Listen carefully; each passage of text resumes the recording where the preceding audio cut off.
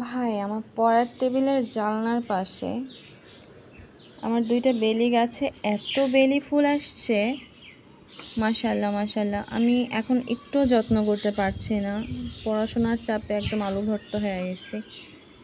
মানে তারপরেও জাস্ট কোনো রকম একটু পানি দিয়ে রাখি, কোনো সার নাই, পানি নেই। অনেক যত্ন করতাম প্রথম দিকে, তখন ফুলই আসে নাই।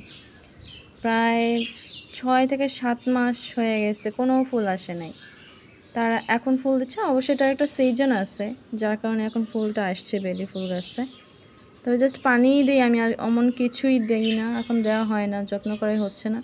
তারপর দেখেন ভাই কত ফুল, এই পর্যন্ত মনে হয় আমি 2বার ফুল তুলে মালা গাইতে হাতে দিয়ে ছবি তুলছি, ভিডিও করছি। তারপর তো এমনি এমনি ঝরে পড়েই মাশাআল্লাহ অনেক ফুল আসছে আমার 2টা গাছে। এখনও কলিতে ভরা, ছোট ছোট বড় বড় কলি। আর একটা ঠান্ডা ঠান্ডা মৃদু বাতাস আসছে এই জানলাটার পাশ থেকে। আমার পড়ার টেবিলটায় যে আসে ভাই, বসে থাকতে পারি না, এত ঘ্রাণ। বেলি ফুল দেখলে আমার একটা নেশার মতন লাগে। আমি যখন রাস্তায় বেলি ফুল দেখতাম, ভার্সিটিতে যাইতাম, মন চাইতো আমি এখনই কিনে নিই, হাতে পরি, মাথায় একটা পরে রাখি। খুব ভাল লাগে আমার কাছে। দেওয়ার তো আর কোনো মানুষ ছিল না, কেয়ার দিবে আমার মালা, বেলি ফুলের মালা।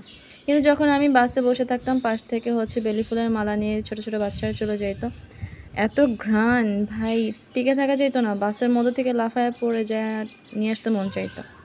তো সেই বেলি ফুল আমার বারান্দায় ফুটছে, আর তার এত মিষ্টি একটা ঘ্রাণ। আমি পড়তে বসেও